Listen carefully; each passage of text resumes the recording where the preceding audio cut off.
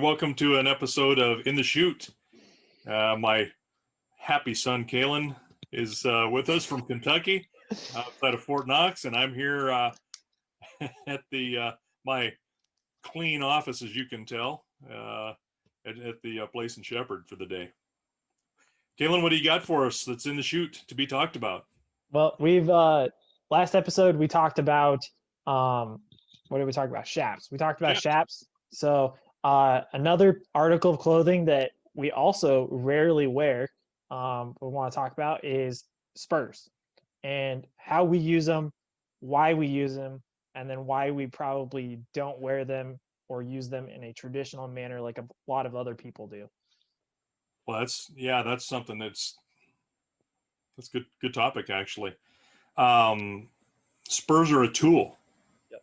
really, and Spurs are really used incorrectly by, I'll bet you, 99% of people, because they use them to make a horse go faster or to discipline a horse. And really the reason you use them is to help just touch the horse's belly. It's like somebody touching you in the belly and making you tighten your stomach muscles, tighten your core. That's really what they're designed for a really high functioning, good horsemanship type of use. Is you shouldn't have to drive that horse with your spurs. You can lift that belly up so that you can get a better walk and better posture out of the horse as you're riding. And it's just to touch him. If you touch him with just a heel, there's really not much there. There is, but it's not as acute of a feeling as it is with a spur. And you're not jabbing him. You're just touching him, just lifting that belly up a little bit. So a lot of people wear them to town. Yeah. You see people at rodeos walking around their Cha-ching. it's like drives me crazy. It's like, why don't you just put a great big old sheriff star on the front of your hat and Yeah. call it a day? So, and I think you guys, when you were in college, this is how times have changed. If somebody wore their spurs to even to town, and had their spurs on and went to the post office or something and got something, they had their spurs on, everybody scoffed. I was like, oh my God, he wore his spurs to town, you know? And now you see guys, I think around campus, you said they're at Bozeman at MSU, Yep. wearing their spurs around in class, like, hey, pay attention to me. I really know something about horses. It's like, you're an idiot. Yeah. Mm-hmm. So that's just, again, my bias towards people that want to be noticed. Yeah. Well, and I That's think really what that is. there's a couple things with that, especially with us. We come from first of all, as trainers for horses, we will use it typically to finish the horse and say, listen, we have worn spurs on them so they are familiarized with them, much like you do. We've done it with, if we sell a horse or train a horse for somebody who does competitive shooting, we'll grab a pop gun and Right. we'll shoot it around them to familiarize them with the sound. So when they get it, Or uh, hunting. or hunting, yeah, when they go home and they go to their owner, it's not the first time they're being introduced to that and they're like, what is this? So just a familiarity. But then I think the other thing too is us coming from a gated specific community for horses, and not gated as in like there's a gate out front. It's gated as in, horses have a different gaits or essentially ways to walk or Speed. travel. Yeah. Speed, yeah, different.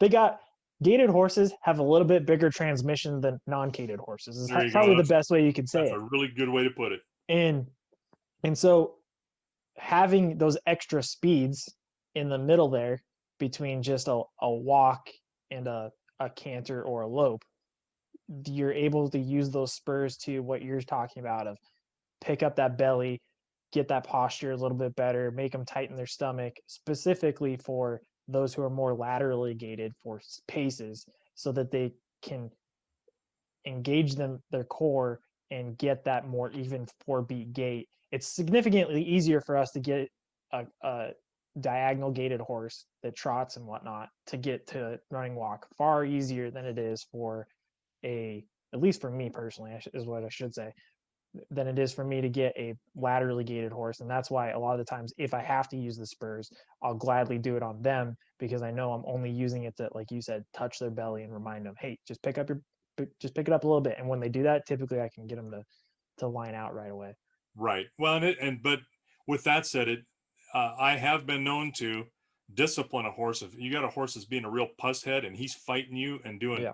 stuff and he's starting to escalate to where he's wanting to buck or something, I am not beyond pulling that head around into a circle and giving him a couple of jabs of that spur to discipline him, spank him a little bit, and then forget about it and use it as a tool that way too. You're never trying to hurt the horse, but just using them as a tool. But most of the time we can get our horses to gait without spurs too. But Right. some of those on, like as you say, the laterally gaited horses need to lift their back up and get some what's called bascule to their posture by tightening that core, lift them up so that those hind legs will come under them a little easier and engage in that movement and be able to get some collection so that they walk properly.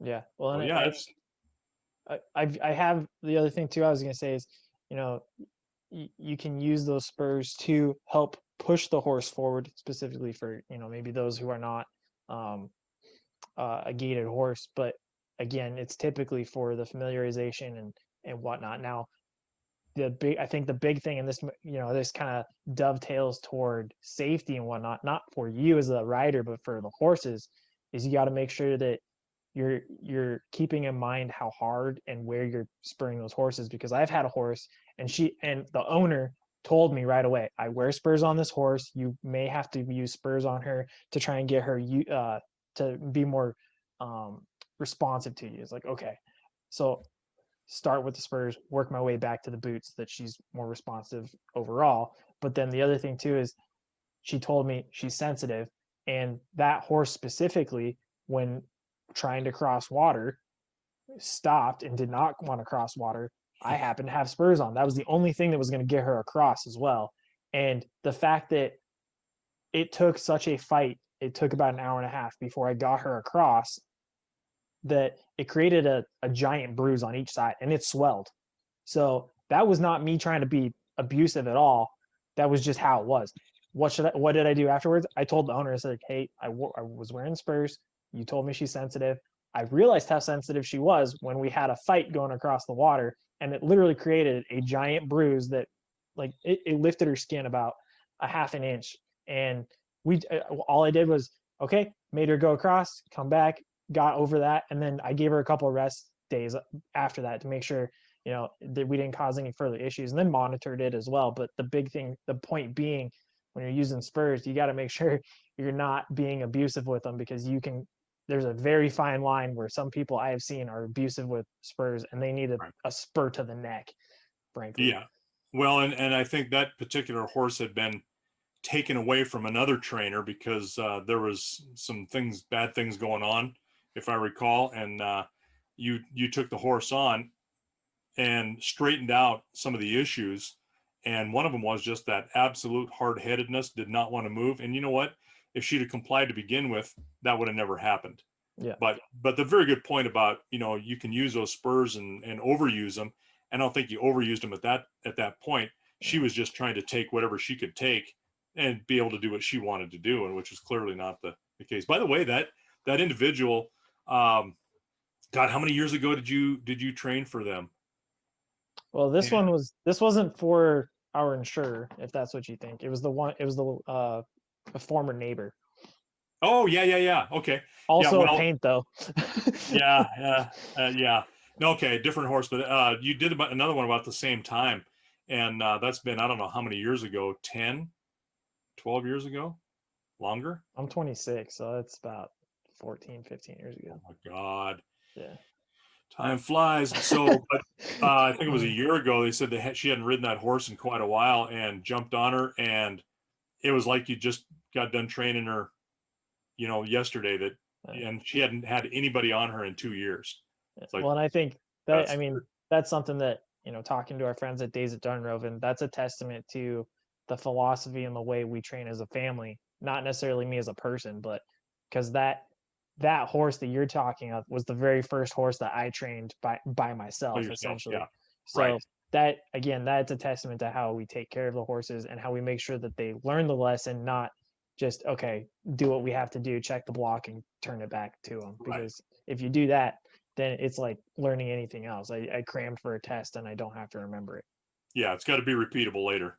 Yeah. Got to be able to bring that, spew that information to your professor 6, 8 months later, right? You can't do Yeah, that with cram for a test. absolutely. So I guess for Spurs, the only other thing I would add to that is it's big in the rodeo world, and I think they should probably, if you're going to use them in the rodeo world, you should probably just keep them in the rodeo arena. There you go. There's a functional use to Spurs, but if you're not planning on using them functionally, then keep them at the arena. Well, there's a lot of different designs for different purposes too. Mm-hmm. You know, a lot of different features on them, like a spur guard or a shaft guard that's on them. Some of them are positioned where they drop down for like cutting horses. Okay. There's Mexican Mexican rowels. I mean, there's all kinds of different designs. So, but still, same overall thing to do is drag those things around with you when you go to class. Makes you look cool. Yeah, make sure to get right on that. All right, with that, we'll put the spur discussion to the pasture.